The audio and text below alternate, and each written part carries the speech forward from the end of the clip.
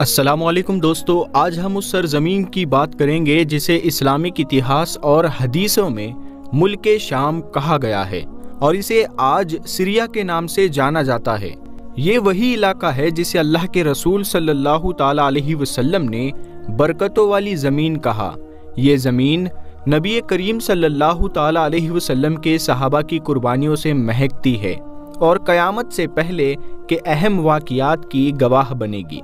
پیارے دوستو، اس ویڈیو میں ہم جانیں گے سیریا یعنی ملک شام کا اسلام سے کیا رشتہ ہے، ادھر پیش آنے والی اور آ چکی ایتہاسک گھٹنائیں جو اسلام سے جڑی ہوئی ہے، وہاں کے موجودہ حالات اور اسے امت مسلمہ کو سیکھنے والے سبق، اور وہ حدیثیں جو اس سرزمین کے بھوشیہ کی طرف اشارہ کرتی ہے، اور پیارے آقا صلی اللہ تعالیٰ علیہ وسلم نے اس ملک شام یعنی سیریا کے بارے میں کیا ارشاد فرمایا تھا۔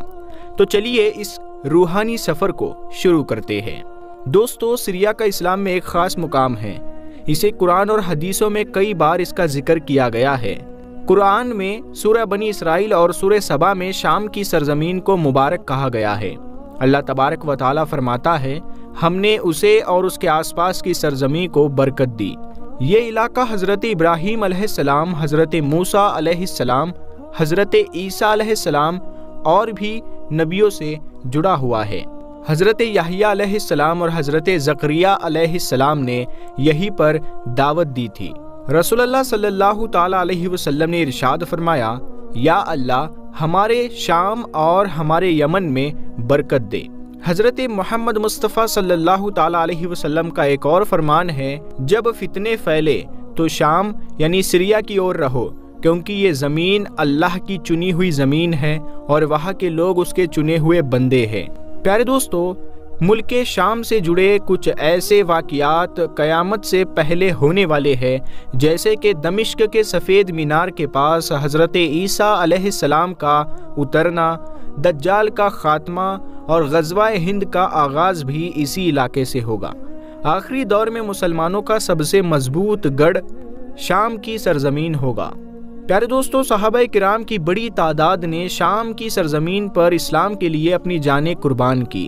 حضرت ابو عبیدہ بن جراح رضی اللہ تعالیٰ عنہ اور حضرت خالد بن ولید رضی اللہ تعالیٰ عنہ جیسے بہادر یودھاؤں کی قبریں یہی پر ہے۔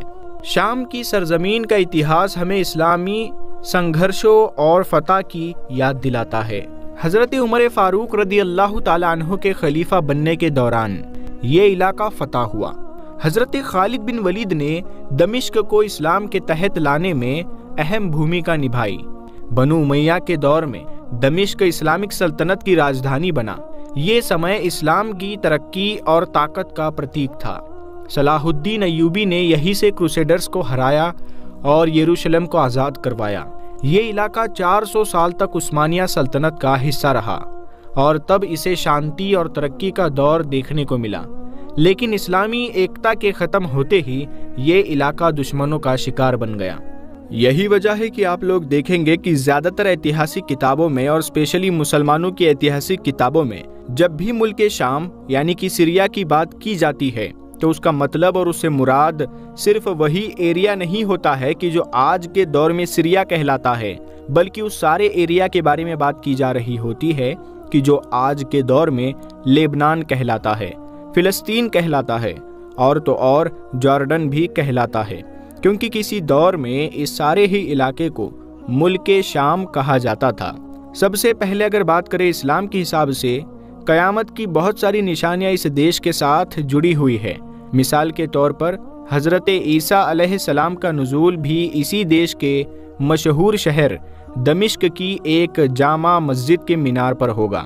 حضرت امام مہدی بھی مدینے سے اسی علاقے کی طرف ہجرت کریں گے اور جہاں پر پہنچ کر وہ مسلمانوں کی لیڈرشپ بھی سنبھالیں گے، اور دجال جیسی بھیانک اور خطرناک طاقتیں ہوگی وہ بھی اسی علاقے میں آ کر ہی دم توڑیں گی۔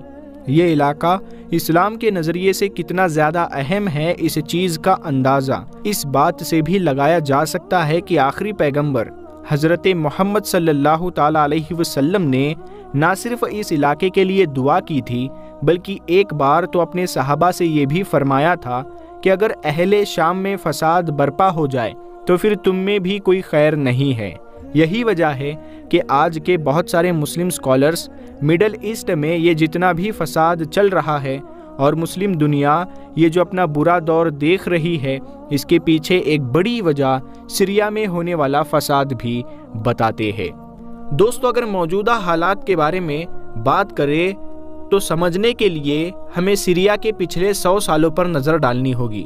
1918 میں پرتھم وشو یدھ کے بعد فرانس نے سیریا پر قبضہ کر لیا۔ اسلامک ایکتا ختم ہوتے ہی باہری طاقتوں نے اس علاقے کو توڑنے کی کوشش کی۔ 2011 میں سیویل وار کا آغاز ہوتا ہے۔ عرب اسپرنگ کے دوران سیریا میں سرکار ویرودھی پردرشن شروع ہوئے۔ بشر الاسد کی سرکار اور ویرودھی گٹوں کے بیچ یہ پردرشن خونی جنگ میں بدل گیا۔ ایران اور روس اسد سرکار کا سمرتھن کر رہے ہیں۔ امریکہ اور اس کے سہیوگی ودروہی گٹوں کا ساتھ دے رہے ہیں۔ ترکی اور کرد گٹ بھی اپنی زمین کے لیے ہی لڑ رہے ہیں۔ اس کا نتیجہ یہ ہوا، لاکھوں مسلمان شہید ہوئے، کروڑوں لوگ بے گھر ہوئے۔ اسلامی ایکتا کی کمی کا نقصان آج بھی مسلمان بھگت رہے ہیں۔ دوستو، رسول اللہ صلی اللہ تعالی علیہ وسلم نے ہمیں فتنوں اور آخری دور کے بارے میں آگاہ کیا تھا۔ حدیث میں ذکر ہے کہ آخری جنگ سے پہلے شام سے ایک آگ اٹھے گی جو پوری دنیا میں پھیل جائے گی۔ موجودہ حالات کو دیکھ کر لگتا ہے کہ یہ آگ سیریا کے سنگھرشوں سے جڑی ہو سکتی ہے۔ آپسی فوٹ اور باہری طاقتوں پر ڈیپینڈ ہونا، قرآن اور سنتوں سے دوری، اسلامی ایکتا کی کمی، یہ ساری مسلمانوں کی کمزوریاں ہیں۔ اسی وجہ سے وہ وہاں پر یہ سب کچھ ہو رہا ہے۔ مسلمانوں کو فتنے سے بچنے کے لیے قرآن اور حدیث کی روشنی میں اپنے عمل سدھارنے ہوں گے۔ امت کو باہری طاقتوں کے چنگل سے نکل کر آپس میں مضبوط ہونا ہوگا، متحد ہونا ہوگا۔ دوستو، میرا آپ سے ایک سوال ہے، کیا آپ مانتے ہیں کہ امام مہدی کا دور قریب ہے؟ جواب کمنٹ کریں۔ دوستو، سیریا کی کہانی صرف ایک دیش کی کہانی نہیں بلکہ ہماری امت کے حالات کا آئینہ ہے۔ ہمیں اس سے یہ سبق لینا چاہیے کہ اسلامی ایکتا اور طاقت کے بنا مسلمان کمزور پڑ جاتے ہیں۔ دعا ہے کہ اللہ تعالیٰ سیریا کے حالات کو بہتر کرے اور ہمیں فتنوں سے بچنے کی توفیق عطا فرمائے۔ دوستو، اگر یہ ویڈیو آپ کو پسند آئی ہے تو اسے شیئر کریں، اپنے دوستوں کو بھیجیں اور اپنے کمنٹس ضرور لکھیں۔ اگلی بار ملیں گے، تب تک کے لیے السلام علیکم، اللہ حافظ۔